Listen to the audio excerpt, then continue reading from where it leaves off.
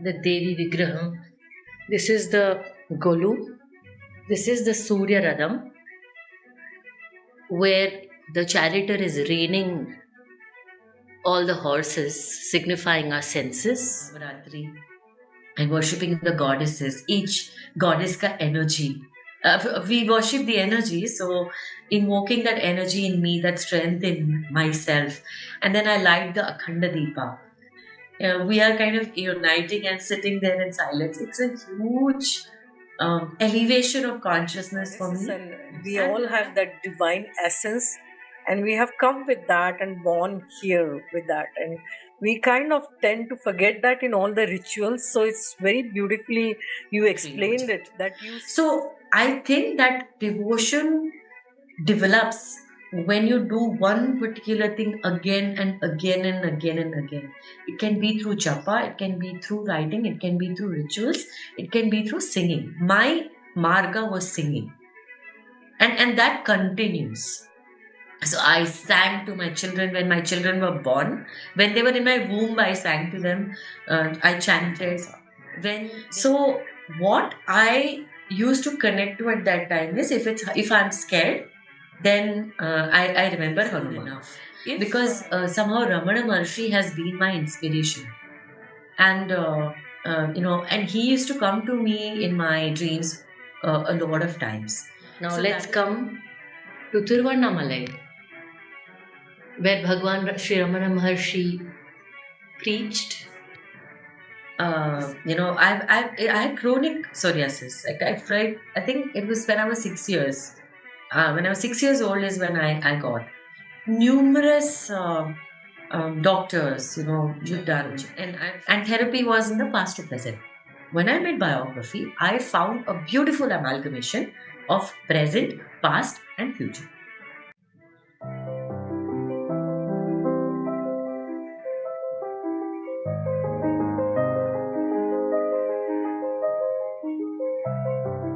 Hi, this is Akanksshaa. If you're new here, please subscribe to my channel. If you resonate with me, please like, comment, and share. Welcome to Multidimensional Soul podcast and a talk show. We have with us today Deepa Mahesh, who's a conscious leadership coach and facilitator. This is a special podcast because this is Navratri special. As we are recording this podcast and even publishing it during Navratri, our guest Deepa has shared the rituals that she does and the environment in her house and different idols that she worships to bring out the divinity within. So, all those things she is sharing with us. She also does mandala art, which is like channeled art. So, she is sharing that, and there'll be a short clip before we start our podcast. This is the Navaratri Golu in our house, and this is the Devi Vigraham, which I do the puja every day during these 10 days. This is the Golu, the steps from the Dasha Avataram to the Ashtalakshmi to the Devis to the Rama, Lakshmi Saraswati. This is the Akhanda Deepa, will be lit all the time during these 10 days. And this is also the place I pray for self and everybody else who needs prayer. This is the Surya Radham, where the charioteer is reining all the horses, signifying our senses. Now let's come to Tiruvannamalai, where Bhagwan Sri Ramana Maharshi preached. This is the Mysore Dasara procession. And finally, this is the Setu Bandhan that the Hanuman, the army did in Lanka. So that's the Golu at a glance in my house in Bangalore.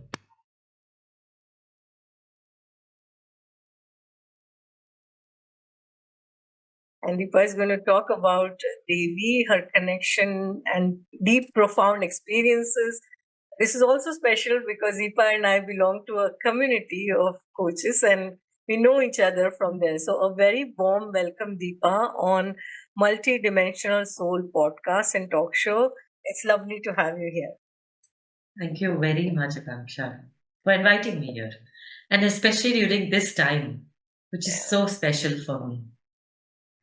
So, can you talk a little bit about your connection with Devi, the Divine Mother? In what forms do you worship the Mother, and what has been your connection since your childhood, and what have been your most deepest, profound experiences? Sure. So, I'm born in a Brahmin family. So, religion, I was introduced to a religion very, very early. But of course, as a teenager, I resisted it. I have gone to so many temples, but nothing really struck me. It was never a deep impression. And life happened. I got married, came to Bangalore. I was in Mumbai, came to Bangalore. I was a part of the Chinmaya mission. I used to take classes, but somehow that kind of a connection never built. And I remember it was, I think, after my first child, I was living in Bangalore and there was an Om Shakti temple. So my maids, every Friday they would come dressed, decked up to work because for them, Om Shakti used to be one temple which had a lot of energy.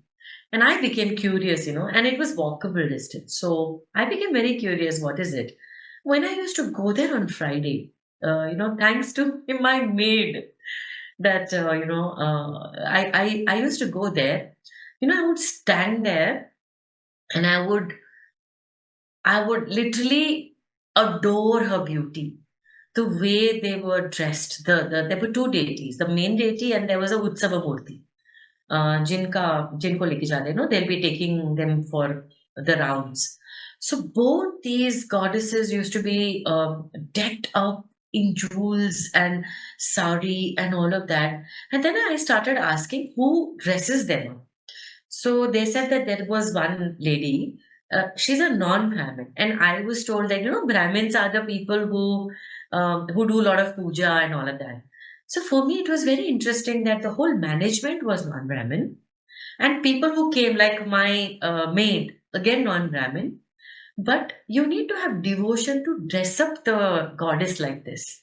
It is it without grace, it's not possible. And I think that started opening me up to what is devotion. And I think this is about many years ago. I mean, I think about 18 years ago. Around the same time, my mother-in-law had introduced me to the Devi Puja on Friday. So there was this Lakshmi Murti, Vigraham, and my mother-in-law had told me that I want you to take it over from me because it will bring peace to you. Again, I thought one more ritual because I'm so used to rituals and sometimes it tires me. But I did it, and she used to sit next to me. She used to tell me the chant and I would repeat like a Brahmin would do it and be repeated. No, she was the one who actually was that like the one who gave it to me and I took it from her. And I started doing that, but it was really I paid lip service to it, honestly. Parallelly, that was also happening. And that was the time when I was really dealing with a lot of imposter. I was looking at myself and I used to feel I'm not good enough most of the times. And there was one moment, I think that was a moment of awakening, I would call it, when I said that she is the divine. I go and look at her and I adore her beauty right from the feet all the way up to her mukut. She and me are the same. If I can do that with her, why don't I do it with me? I think this thought changed the way I started looking at myself. But the shift from the I'm not good enough to I'm good to be I am took a long time. But I think the inquiry began to the extent that I started looking at the even the murti that I was doing the puja for. I started looking at her and me as one. So if I'm putting one flower to her, it felt like I was also showering one flower on me. And this process went on for years until Om Shakti Devi, the Lakshmi Devi I worship, and me became one. So today, I think there is no difference between when I worship her and I worship myself. So I will not do anything which is not worshipable of myself, and I will, at times I lose consciousness. So when I lose consciousness, when I gain consciousness, I ask for forgiveness to myself, to my self capital, because I think over a period of time, I also have transitioned to worshipping outside to worshipping inside. And that's why this particular period, Akanksha, is very important for me because the 10 days, of Navaratri and worshipping the goddesses, each goddess ka energy. We worship the energy, so invoking that energy in me, that strength in myself. And then I light the Akhanda Deepa. So literally the Deepa outside and the Deepa who I am. We are kind of uniting and sitting there in silence. It's a huge elevation of consciousness for me.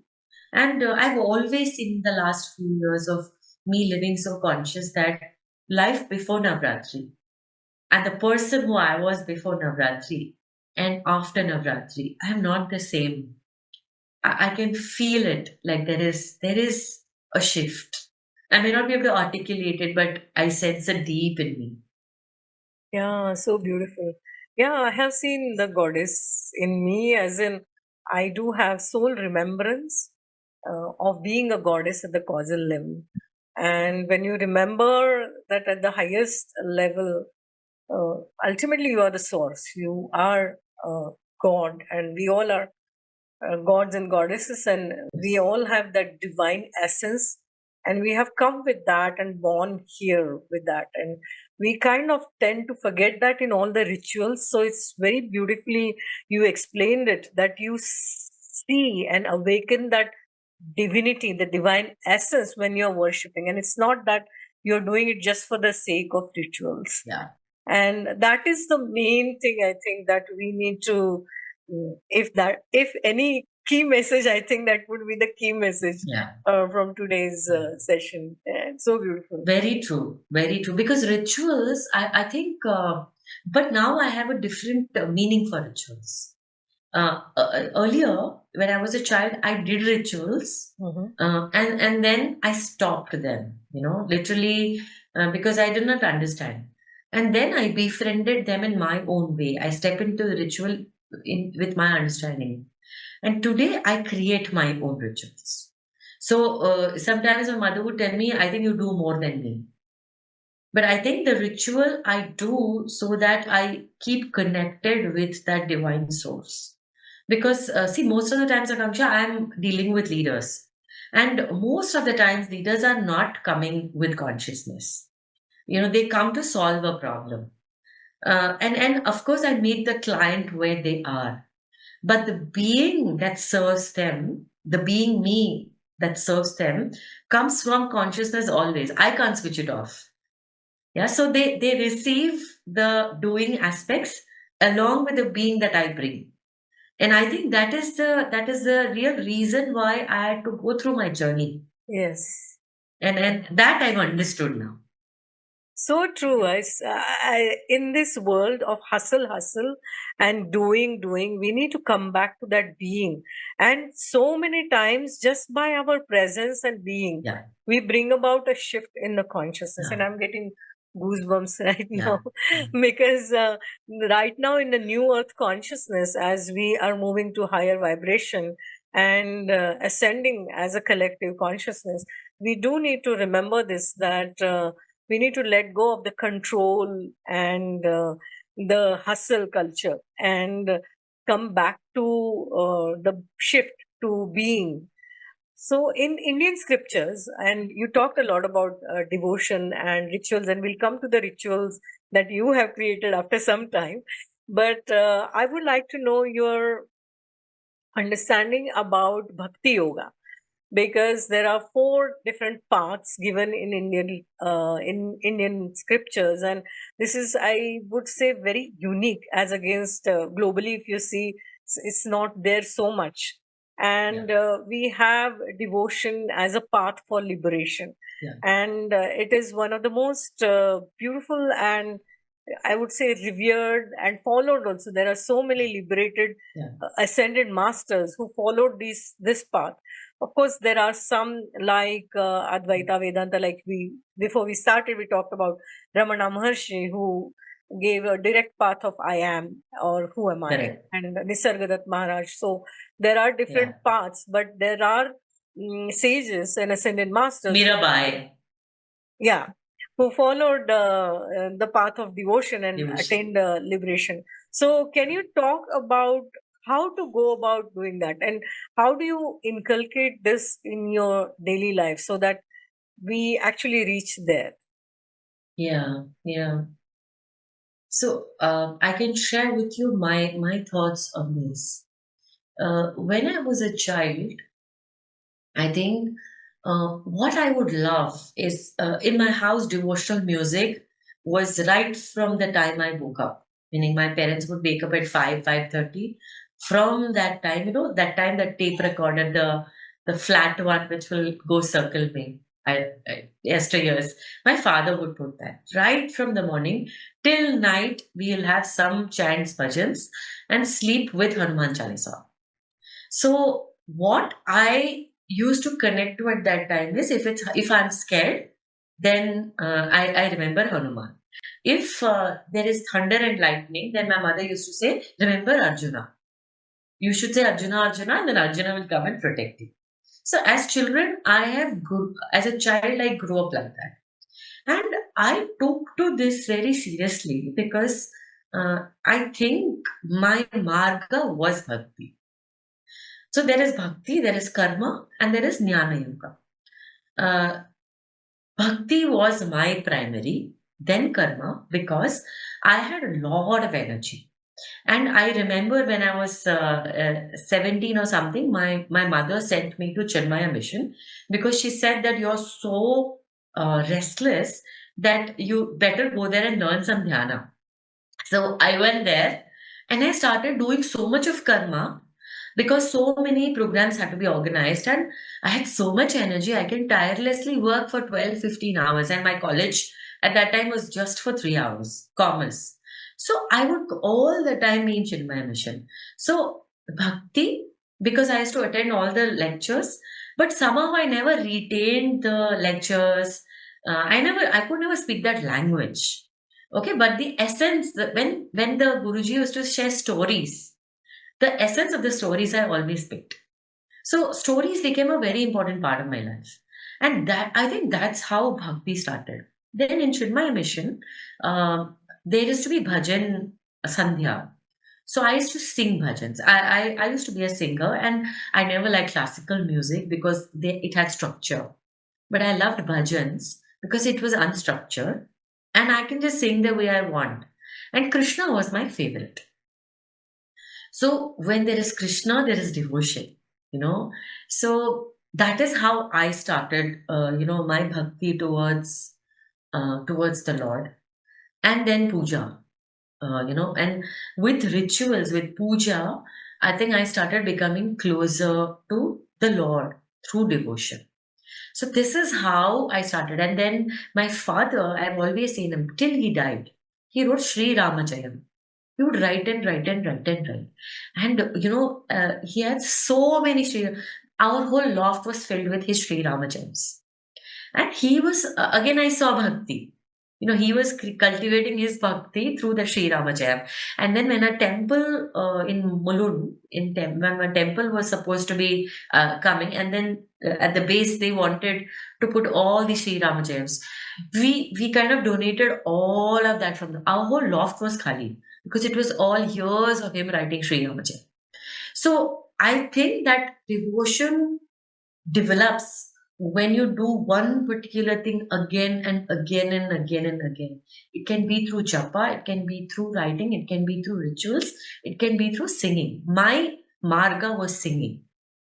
And that continues. So I sang to my children when my children were born. When they were in my womb, I sang to them. I chanted. When they were born, I chanted. To put them to sleep, I sang. I mean, for me, devotion was a part of my life. And I could never understand why I could never go the Jnana marg.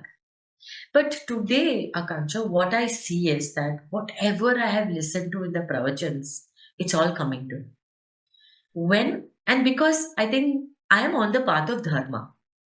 So today, if there is a conflict, dharma and that, dharma sankata when you have, I think I go back to dharma, and what gives me the dharma is the jnana that I have acquired when I was 17, 18, 19, 20, when I was in the Chinmaya mission.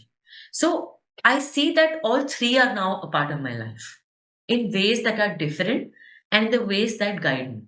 So if I see that I made a mistake, it's so easy for me to say sorry because I knew that I have deterred from the path of dharma, and that jnana has allowed me to come back and restore myself to dharma. So it's like on a daily basis. If I'm engaging in, or you, anybody actually, if you are engaging in the dhyana of a particular deity, okay, and if not a deity, even to yourself, even self is good enough, because somehow Ramana Maharshi has been my inspiration, and and he used to come to me in my dreams a lot of times. So that is what took me actually to go to his birthplace in Madurai. It's a small village called Tiruchuri. So I went to Tiruchuri and I attended programs there. And for years I would be there on Ramana Maharshi's birth date.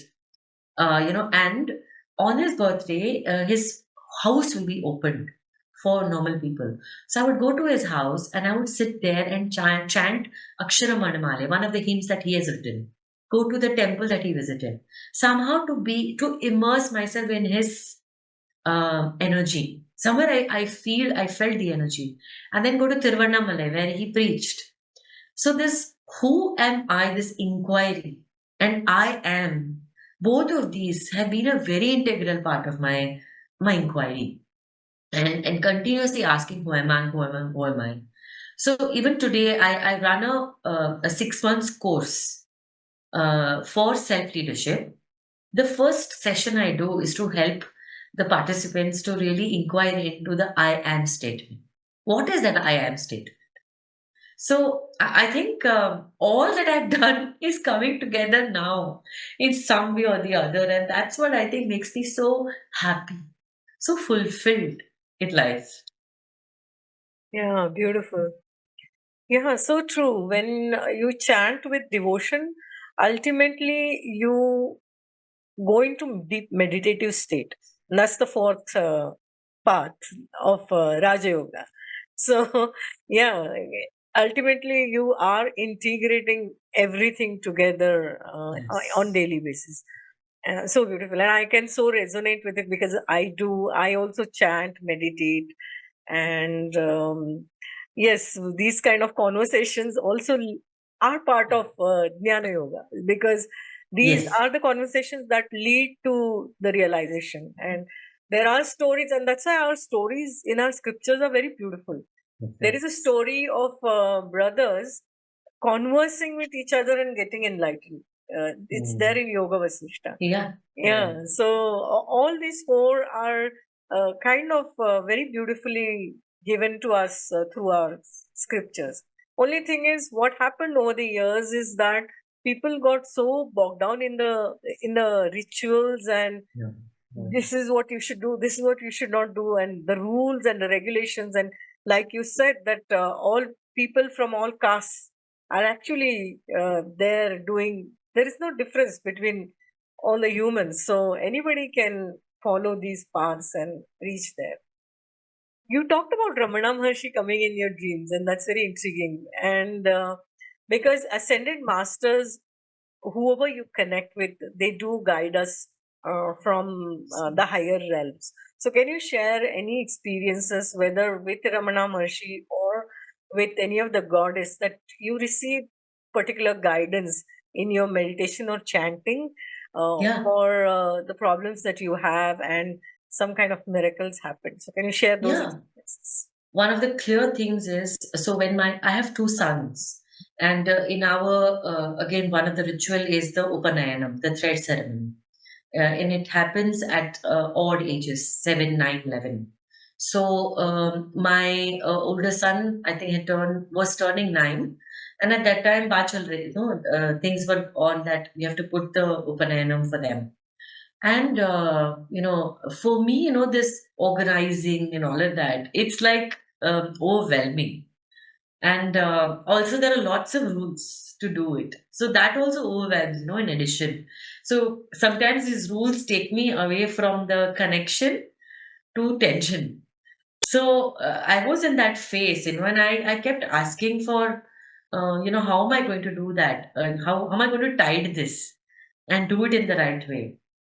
At that time, I kept receiving guidance, and I couldn't see faces, but I felt it was Parmacharya from Kanchipuram, and that the the thread ceremony or the Upanayana has to happen in Kanchipuram. Now, and I don't think I took to it very seriously, because I thought it was a passing thought. But it kept coming, and I could ignore it. So I remember going to my mother in law and I told her that this is happening and I really want to put the Upanayanam in Kanchipuram. When she heard it, she hugged me, kissed my um, forehead, and she said that I can't be happier than this because then she told stories about how when she was getting married, Padmacharya was alive, and she got her wedding sari blessed by him. And then when my husband was young, he was not studying very well, sixth standard, seventh standard, or something like that. She took him to him, Parmacharya, and Parmacharya said, Nanna Varva means he will do very well. And from that time, my husband started studying, and he is who he is today, very successful. And she said, at my wedding, she took it to Brahmacharya was not alive, but the next Kanchipuram, the seer, he blessed it. So that is the history in my family. So when I said, and Paramacharya's nakshatra and my nakshatra is the same, Anusha. So there are so many connections to it which she articulated, which I did not really think or know, and she said that that is what it should be. And I think as I started reflecting why what is happening, I think for me, the whole overwhelm is when 500 people come, and then it's just that socializing, whereas I wanted it to be a very sacred ritual, because it is a sacred ritual where the father becomes the guru of my children, of both my boys, and he is giving upadesham of the Gayatri mantra to my sons. It's a very sacred ritual. So I wanted that kind of sacredness to it. Now, I don't think that if there was no grace, only with grace this can happen. That I hear, I follow, it aligns in the family, and exactly 100 people came for the thing. If I had done it in Bangalore or in Mumbai, which is my birthplace, about 250, 300 people would have come. Exactly 100 people came from different places of India, and those who wanted to be there and blessed our children plus get blessed from Parmacharya came. So exactly what I wanted happened. But I don't think I had known about it so clearly. It was pure guidance. It was pure guidance. I mean, it was, and you know how much blessings we received from the people who came. They said that because of you, we got darshan. And the next Jayendra Saraswati was there. So because we are doing the Punal there, he gave us darshan, and not just us, or everybody was there as part of the program. So they also got darshan. Otherwise, we wouldn't have got darshan in his ashram. And we ate the ashram food. We stayed in their lodge. So it was all grace, actually. That was one thing I can never forget. And I think, Akansha, I think my whole life is guided. I feel like very few times I have to think. And when I think, because dhyana is not really my go-to place, I think guidance is much easier for me. I just have to tune in and seed it. And then I receive the prasad. And that prasad I don't detest. I don't retaliate. I just follow. And so it becomes very easy for me. Like life is now very smooth, including this month.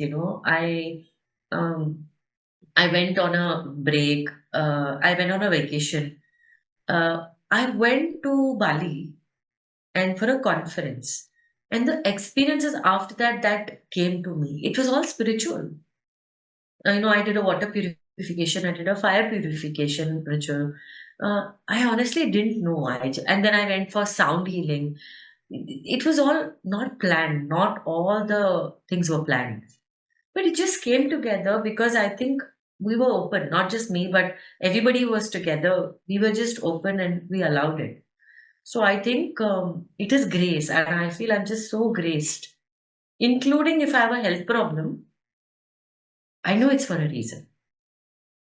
So I'm not restless, and I say balance is the new hustle.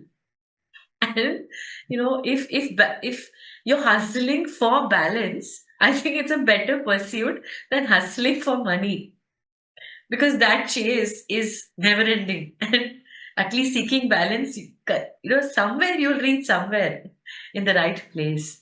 So I have just numerous incidences where there is grace and guidance.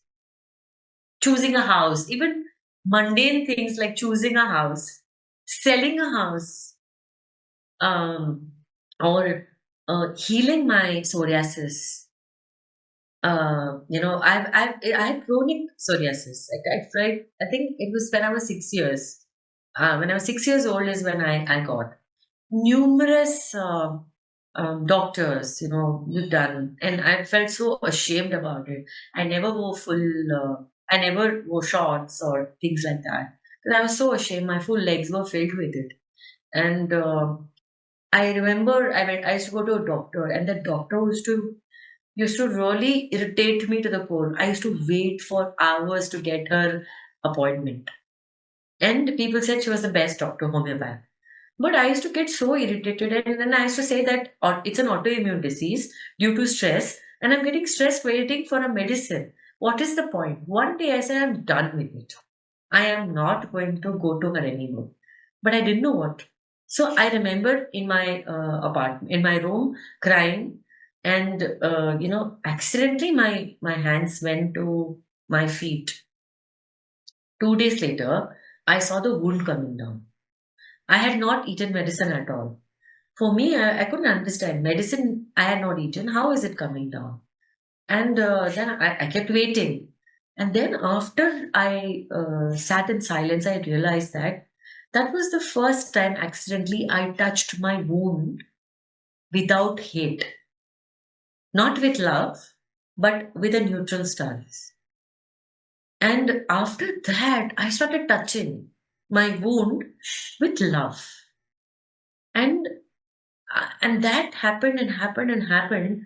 Of course, I used a lot of. I was a therapist at that time, so I used my own art therapy. I would work with art. I would work with clay. I would do a lot of therapy on myself and my own medicines on myself. And then I made biography work. And when I made biography work, I wrote down my entire biography. It's a 3 year certification I did just to understand why did I get psoriasis. And in that why I got so many answers. And after that, somehow, there is no psoriasis. You'll not, if you see my feet, you'll not even believe that I had psoriasis. Scars are like an athlete's scars. Very little. Like if a child would have fallen, that scar will be there. Only that much. So it is just sheer guidance and grace that happened accidentally. When we start going in within and start doing these practices, synchronicities start happening. Yeah. And the whole life becomes filled with grace. Yes. And when you talked about, because when you talked about Upanayan, I remembered we had done that for Arna, my child. And it is said that that's why they're called as Dvija, means they're born twice. So Yeah. after that sanskara or that ritual is Yeah. done, it is like a new birth for them. Yeah. So, Correct. so true. And yeah, so beautiful that you shared all these miraculous experiences. I would love to know your connection with Lakshmi, Goddess Lakshmi. And because we talked before we started, and you do some puja on every Friday, and Yeah. Lakshmi is known for abundance. Abundance, not necessarily, and everywhere abundance means wealth. Wealth. Abundance is like on all the fronts. Even Yeah. abundance of time, abundance of love is abundance. I have had beautiful, profound experiences of Goddess Lakshmi. So I would love to know from you. And that's why I was guided to actually bring you on this podcast, because these are the, I would say, these are the archetypes Yes. who are there in the collective consciousness. Yes. And it's not just that they're there to worship. And that is the thing that I think we need to understand. Especially the religion has become so, so I would say ritualistic, in the sense that you do everything, but there is no meaning, or there's no feeling of devotion there, or there is no finding divine essence. Yeah. When you do it, the idea is to inculcate those qualities within yourself and find the divinity within yourself, because somewhere we have those divine qualities that Goddess Lakshmi has, Goddess Saraswati has. So I would love to know your experiences with specifically with goddesses and Goddess Lakshmi also. Yeah, sure. When you said Lakshmi, my my gaze went to my photo right now on the screen, and I'm able to see the way I'm seeing myself is one part is lit, like this part is lit, and this part is in dark. And to me, it felt like this is Lakshmi. Well, I mean, and for me, when I say Lakshmi, for me, it's Mahalakshmi. I think I've heard this word Mahalakshmi because my Masi was named Mahalakshmi, and she's the last one in the family, and I was the first child in the family. So I spent a lot of time with my Masi, Mahalakshmi, and my grandmother used to call her Mahalakshmi or some other name sometimes. So that Mahalakshmi is, as a word, no, is a part of my shrut. Like I can hear it. Yeah. It's so in my ears. It's very alive for me as a word, as a sound. And then when I got married is when this Mahalakshmi came into my life through my mother-in-law. And uh, initially it was just ritual, like I was told. I'm sure when my mother-in-law did it, it was not ritualistic for her. It was a lot of devotion. Like my mother-in-law was she was a goddess in herself. Like mm, she was so good in everything. She good in cooking, good in kolam. I learned kolam from her. I learned cooking from her. She was good in knitting, crochet. My son learned crochet from her. She was good in interacting with people. So gentle is her presence. She was a great family person. I don't think I learned that from her. I mean, I could have learned more. Um, for me, she was a goddess.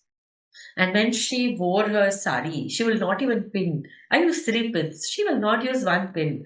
But it was so beautiful, graceful, and the way she folded clothes. Oh my God. It was a piece of art. And her art, like the way she draws Ganesha, when she she was devotion incarnate. That is how I see it. She was. And when she passed away, I think I could not come to terms for a very long time, because I think she was deeply etched in my consciousness and she will always remain. Um, so she introduced me to this puja, and uh, that she introduced that to me, and Varalakshmi puja. So Varalakshmi puja was another puja which I took over from her as a tradition the year that I got married. In a particular month you need to take, and it fell in that month, so I took it from her. In my mother's house we didn't have it, so I took it from her. So today, after I'm over 24 years married now. This year also I performed it. So I think today when I look back, it is grace that I could take it. At that time it was like one word puja. So Varalakshmi puja also came to my life, and this Lakshmi puja, Mahalakshmi puja also came to my life. And Varalakshmi puja, the way she used to do so many prasadams, and it started with decorating the Lord the previous day, with the mandapam and all. We got a mandapam created for that. And then, making the God's choti. And in the morning, we will invite her from the door and do the sthapana, and then sing, and then do the aarti, and then we'll start the puja. So Brahmin used to come earlier, and I would do the puja, and she would do. We had two of them. One was hers and one was mine. And after she passed away, then I continued it, because it's a family tradition. Same way, Navratri puja also. Same way, Mahalakshmi puja. But Mahalakshmi puja, I think after about 5 years or 6 years of doing it, I think she stopped chasing me. Are you doing it or not doing it? And somehow I started imbibing it. And because of that experience with Om Shakti, again Devi, uh, I started looking at this idol of Mahalakshmi not as an idol, but as a living entity. So when I would pour a flower, when I would offer a flower, I would actually see the flower actually moving through her body into her feet. So it was like that for me. Just say you have these graphics, no? For me, it was like a live thing. It started living. It was much bigger than the idol. And the whole process would start with bathing the murti, of course, but it's a silver vigram. But then I would start with bathing her and then wiping her nicely, then dressing her up, putting the kumkum, haldi, chandanam, and then getting ready. I got silver flowers made. So we had silver flowers and then we had real flowers, and then offering her the prasadam, and then partaking it as prasadam for myself, offering her the arati. All of these was so special, like as if she's living. And when I have my periods and I can't do it, there was this longing, like ik, dukh, that of separation. Ki this week I couldn't meet her, and waiting for the next Friday for that Friday to come, so that I can invite her home. And inviting her, it started becoming me feeling oneness with her. So me feeling oneness with her, and offering her the flower and offering myself the flower, that changed. And I think that has happened over the past, only in the last 5 6 years, I would say, of the puja. So today it is like I wait to meet her in me. I literally wait to meet her in me. It is not we and me and she are not different. And my name is actually Deepa Lakshmi. My full name is Deepa Lakshmi. That's the name we use for puja and all. But otherwise, it's Deepa.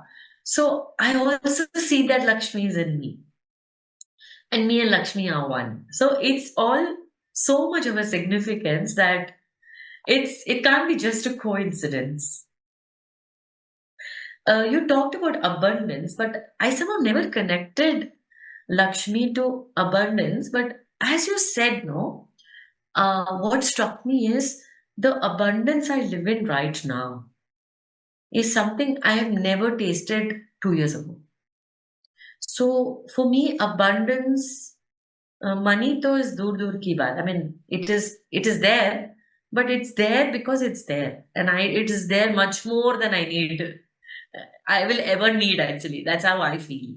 Money is one part, but abundance of love. I have so much love around, and I have so much abundance of love giving to give. That reservoir I feel. So of love, of giving, of warmth, of smiles, of gaze, abundance of just looking at somebody. It's so beautiful to just see somebody for who they are, see in depth. Abundance of time, like you rightly said, I always lived in lack of abundance, of time. I never had enough time, but abundance of time, abundance of health, and also to shift when health is down, how to shift to abundance in my mindset, abundance of mindset.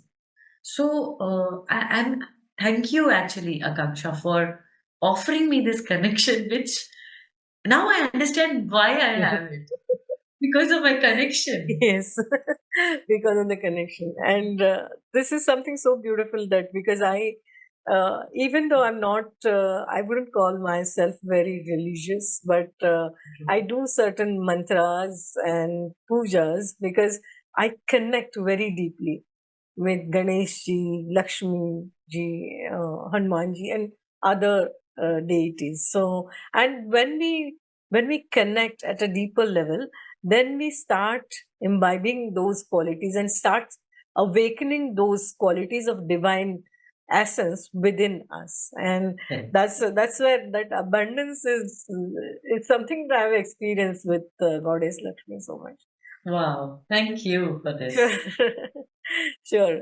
And while we are in Navratri, this is a very apt time to talk about feminine leadership. Yeah. We are seeing the rise of divine feminine across the world. And globally, we are seeing the feminine leadership rising. And when I say feminine leadership, I don't just mean women, the essence of femininity, the nourishing qualities, warmth, and generosity, and that simple compassion, love. So, what has been your experience? Because you work in the corporate world a Yeah. lot. So, what has been your experience about? You will not believe, yesterday I was guided to offer connecting with the divine feminine, and I'll be offering it on Monday because this period is so potent for it. And like you rightly said, it is the divine feminine within for a male or a female. So it's that essence that we embody, and I see more and more, especially in the leadership, in the corporate leadership space, that people live disconnected from their feminine. Forget divine feminine. I mean, that's too esoteric for somebody to even understand. And why just male? Actually, I've seen women leaders stay disconnected from their feminine because when they are in that race, like you said, hustle and chase, one has to become like the others, and especially in this patriarchy. So that is quite sad to see, to witness. And let me tell you my experience. I've been a corporate leader for years, and 2012, no, I quit, and I consciously moved away from that. But my primary was emotions and intuition, but oftentimes I would be shamed for it because I cannot articulate. Now, if you see, the cognitive energy is about being able to articulate, being able to put words to it, being able to convince numerically. That was not my strength. My strength was the feminine. But if I'm not able to do that, how do I convince and get a proposal through? How do I say that invest in this? I'm not able to understand because the opposite person is not connecting with my energy and I am not able to connect with their energy.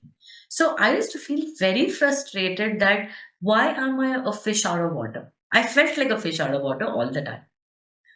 Okay, that continues, and more it continues because organizations want more out of the same or less. So we have to use this one-sided intellect. Okay, and that's causing so many health problems. That's causing a complete downfall of health and well-being. And we are living one-sided. There is so much. It's like standing on one foot all the time. There is no rest, there is no recovery, and there is so much of money going in insurance. Because you never know what is going to happen. So much of anxiety on the rise. You work with people, you do holistic well-being coaching, you know it. It's like so sad. But if I offer a program or something on divine feminine, again it sounds cult, it sounds esoteric, and the only takers will be those who are already on the path, or already reaching there, or have reached, and they want to experience it from another facilitator. Okay, but the way I see it is that if I'm meant to champion that, I'm meant to champion that. I've understood that I embody it. Okay, if I embody it, whatever I share is going to be that. So therefore, I am making that small step in that direction. But for me, it feels so sad that people have the capacity, but the belief is that's not needed for me. And changing the belief is like it's hardwired. You have to uproot it, Yeah, the old belief, and replace it with new belief, which correct. is a task. Yes, essentially have to rewire Rewire your totally. mind, your DNA, everything. And Correct. as you rightly said, that intuition and creativity are the main Yeah. qualities Seed. of Yeah. the Yeah. feminine. But as long as you are doing it through your presence and through your work, I think it's beautiful. Yes. Yes. You, Correct. yeah, you talked about biography work some time back, and healing your psoriasis because of, Yeah. because of that work. So, can you talk a little bit more about that work and what is it that you do and how do you help people? Okay. I met biography work when my children studied in an alternate school. They studied in a Steiner school. So Steiner has Waldorf as a curriculum, and it's a very healing curriculum. It has balance. 0 to 7 years is with the hands. They don't learn ABCD, etc. 7 is when they're introduced ABC. So 7 to 14 is activating the heart. 0 to 7 is activating the will, and then 14 to 21 is activating the head. So I was very clear that I didn't reach anywhere by studying in a regular school, and I didn't want my children to suffer. So very consciously, we both me and my husband, we put them in this school that will repeat, because there is no fast there. Everything you take your time. You can repeat grades if you feel that that consciousness is not achieved, actually, and that's what I was open to. And that's when I met biography work. And biography work it was introduced by Rudolf Steiner as it's you study septennials, 0 to 7, 7 to 14, 14. Every septennial you study, every septennial has got a theme. It's got a balance factor and an imbalance factor. And based on what happens in your biography, if you are in the imbalance factor, then you have the opportunity to balance it so that your current life will become better. Now, I have been a Akanksshaa therapist for many years. And I shifted out of therapy, full time therapy, into coaching because this past, present, future continuum, I wanted to move from present to future in coaching. And therapy was in the past to present. When I made biography, I found a beautiful amalgamation of present, past, and future. It offered a perspective on the past, getting into my present.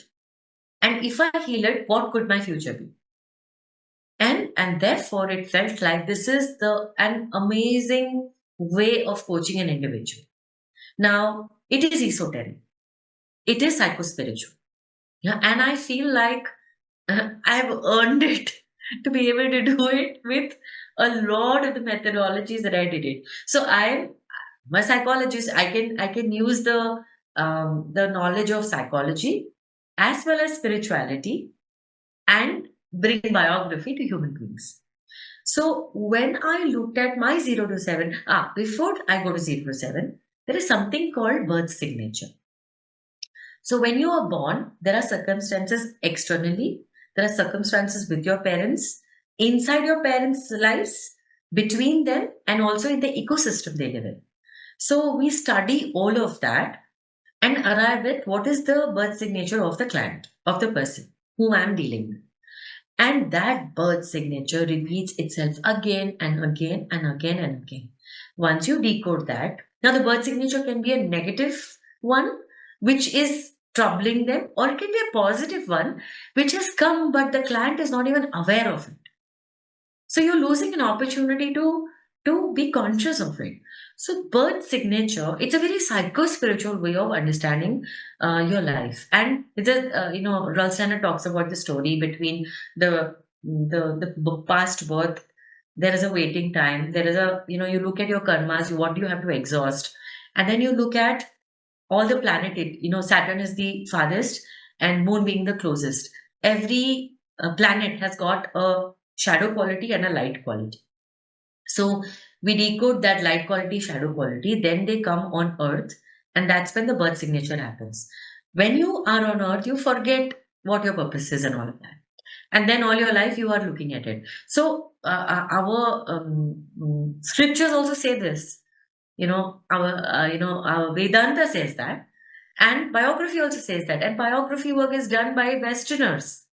So I felt like it is so convincing to me that with my knowledge of psychology, I can bring it in a more convincing manner. So what I do is that there are, whatever is your age, um, we study septennial. In a particular septennial, if the birth signature is repeating itself, or if the energy is stuck in a particular septennial, then I offer inner child healing, or I offer, if it is grief, whatever it is, I offer those sessions in between. So it's quasi and it's very holistic. I call it holistic biography coaching. So it's so holistic that you don't need other intervention for it. It's complete in itself. This is not the way I was taught. I was taught just biography, but I think I found my way of offering it to the world because because of therapy work and well-being work that I have done with clients. I think it can all come together under one umbrella. And the same thing, I understood my birth signature. There's shame and there is fear, a lot of fear in my birth signature, which is what repeats itself, which is what causes the I'm not good enough, which is what causes the stress, which is what causes my any autoimmune, which is what causes my gut issue, everything. So the moment I connect to that and I do something with it, some therapeutic intervention, it just heals itself.